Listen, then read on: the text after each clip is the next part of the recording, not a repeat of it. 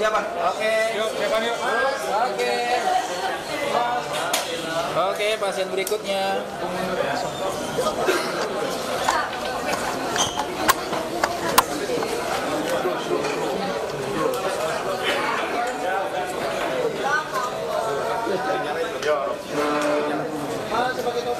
Bukan di batu ya? Ya, ya, ya. Apa? Di tengah-tengah. Ayo mainnya di tengah-tengah.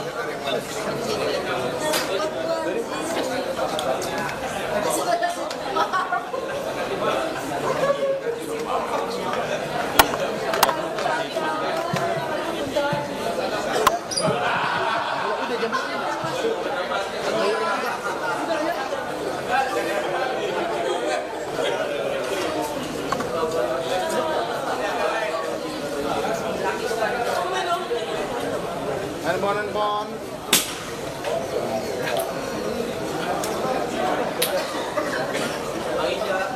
Gimana kawan?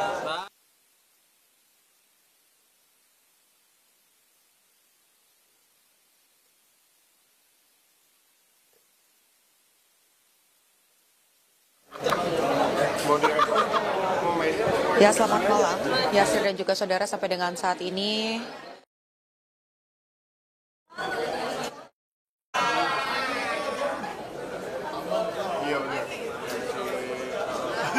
Mana gua? Oke.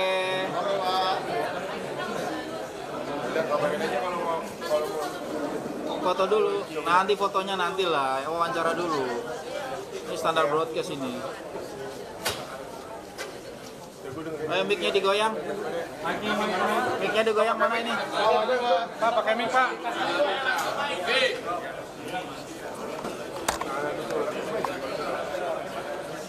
Yuk, nggak usah maju, Bang. Bang, handphone, weh. Kamera. Yang pakai topi HP, woi. Bang Hotman, ada sini, Bang Hotman. Ke kamera, Pak. Gitu dia. Pak Panitra izin. Pak Iva, Pak, belum, Pak? Udah, jelas belum? Lagi, Pak, lagi. Tahan, Pak. Mau diambil dulu, Pak. Tahan, Pak. Tahan, Pak. Tahan, Pak. Agak lain, kan? Agak lain, Pak. Oke.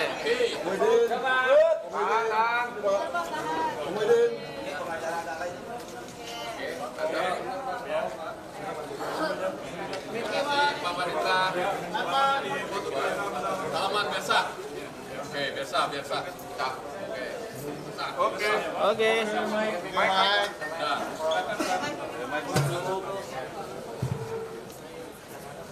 Bikin pembatasnya. Oke. Mau lighting nggak? Mau tembak ya? Tanda broadcast kan ini? Oke. Baik, rekan-rekan wartawan semuanya, terima kasih banyak telah hadir di gedung MK dan terima kasih atas kesabarannya menunggu proses pendaftaran dan sudah selesai. Kami yang hadir ini semuanya adalah tim pembela Prabowo Gibran.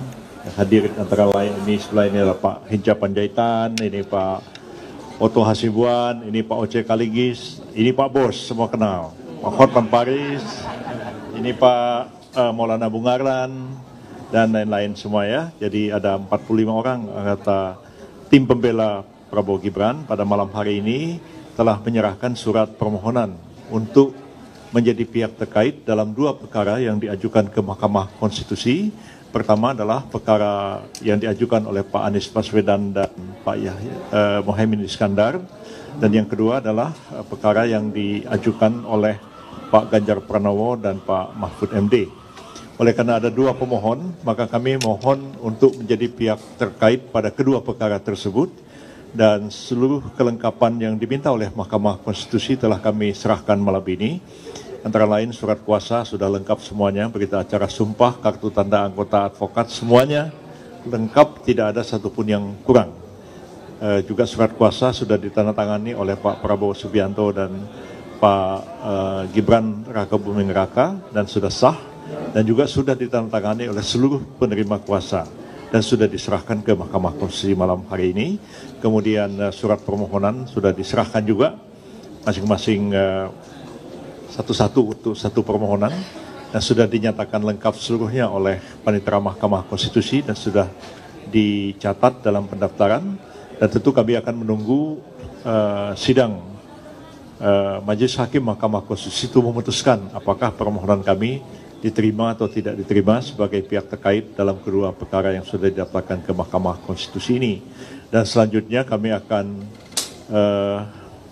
mempersiapkan jawaban atas permohonan yang diajukan oleh kedua pemohon, dan itu sudah harus diserahkan ke Mahkamah Konstitusi pada tanggal 27 Maret yang akan datang, dan pada tanggal 28 sesuai dengan jadwal yang disusun dalam Peraturan Mahkamah Konstitusi nomor 1 tahun 2024, kami diberikan kesempatan untuk menjawab ya, atau membacakan jawaban terhadap permohonan yang diajukan oleh kedua pemohon pada tanggal 28 Maret yang akan datang.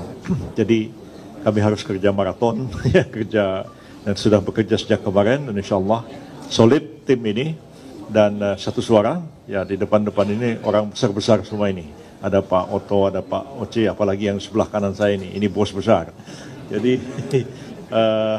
insya Allah tim ini solid ya, satu suara, satu sikap dalam membela Pak Prabowo Gibran, dan kami berkeyakinan bahwa insya Allah kami akan mampu menjawab atau menangkis seluruh argumen dan dalil-dalil serta alat bukti yang diajukan oleh para pemohon dalam perkara ini. Dari saya cukup, barangkali silakan Pak Oto barangkali ingin menambahkan. Pak Oto ini wakil ketua tim pembela, ya. Ada Pak Fahri Bahmid juga wakil ketua, ya, ada di belakang, ya. Silakan Pak Oto. Terima kasih teman-teman semuanya. Terima kasih Pak Hinca, Pak Yusril, Pak Hotman, Pak Oce, Pak Maulana, ya, dan teman-teman yang lain ada di sini, Pak Fahri. Saya hanya untuk memperkuat aja apa yang dikatakan oleh Pak Yusril tadi, bahwa Pak Yusril mengatakan dia optimis bahwa kita bisa menghancurkan semua serangan-serangan daripada pihak 01 dan 03 di dalam permohonannya, bukan serangan yang lain ya, dalam permohonannya. Karena apa? Karena memang secara formal kami melihat bahwa gugatan yang diajukan oleh 01 dan 03 tersebut adalah cacat formil. Cacat formil, cacat prosedural, sehingga karena tidak memenuhi syarat formil, maka kami melihat bahwa berpotensi besar bahwa permohonan itu tidak akan dapat diterima. Itu yang paling mendasar. Karena apa? Alasan kami karena bahwa sengketa yang disampaikan sekarang ini sesungguhnya adalah dalil-dalilnya itu mengenai soal proses pelanggaran-pelanggaran di dalam pemilu. Padahal kalau pelanggaran-pelanggaran dalam pemilu itu adalah ranahnya Bawaslu. Yang Bawaslu bisa masuk ke Petun, bisa masuk ke Mahkamah Agung. Sedangkan yang dimasukkan di dalam MK ini, yang ranahnya MK ini adalah merupakan perselisihan tentang hasil pemilu. Ya, dan itu tegas diatur di dalam pasal 476 Undang-Undang Pemilu dan telah diadopsi di dalam peraturan Mahkamah Konstitusi tahun 2023 yang tegas menyatakan bahwa untuk mengajukan permohonan saja itu di dalam PMK itu diatur apa yang harus dimohonkan. Pokok-pokok permohonan itu jelas diatur di sana adalah harus mengenai tentang perhitungan suara mana yang benar, mana yang tidak benar. Itu saja yang diatur sana. Petitumnya pun haruslah membatalkan tentang keputusan KPU tentang perhitungan suara. Dan yang benar yang mana. Itu yang sudah limitatif diatur di dalam PMK itu. Sedangkan sekarang yang diajukan oleh pemohon adalah pelanggaran-pelanggaran, bansos lah, kecurangan lah, dan sebagainya, yang itu sama sekali tidak diatur dan tidak masuk dalam proses yang harus ditangani oleh MK. Itu poinnya. Petitumnya pun mereka mengajukan diskualifikasi, yang sebenarnya itu juga tidak masuk dalam ranah dari MK. Sehingga kalau persoalan bukti mungkin kami yakin betul dari segi bukti pun yang dikatakan dipersoalkan tentang Gibran, dikatakan bahwa tidak memenuhi syarat untuk dicalonkan menjadi wakil presiden, itu juga saya kira sudah gampang dipatahkan, karena bagaimanapun Gibran masuk menjadi calon presiden itu jelas adalah telah diputuskan dalam putusan MK yang sudah final and binding. Nah, secara logika berpikir juga, bayangkan saja kita bicara tadi dengan Pak Oce, sudah ada dan mereka ikut di dalam debat. Sudah ikut dalam debat. Artinya legal standing dari Pak Prabowo kan sudah jelas diakui oleh nomor 1 dan nomor 3. Kalau tidak legal standingnya tidak jelas, bagaimana dia ikut dalam satu debat. Nah, itulah mungkin yang saya sampaikan, hal-hal banyak lagi yang bisa disampaikan oleh teman-teman yang lain, tapi itulah poin yang paling penting, kami yakin permohonan itu tidak akan diterima karena cacat formil dan tidak berdasar. Terima kasih teman-teman. Pak Hotman mungkin. Silakan Pak. Oke, dalam hukum dikenal dengan ajas bahwa tindakan atau perbuatan bisa merupakan pengakuan. 2 kali 01 dan 02 mengakui keabsahan Gibran. Waktu pendaftaran mendapat 01 dan 03 2 kali mengakui keabsahan Gibran. Waktu pendaftaran di KPU mendapatkan nomor. Ya, malah mereka pesta pora berdiri, ya.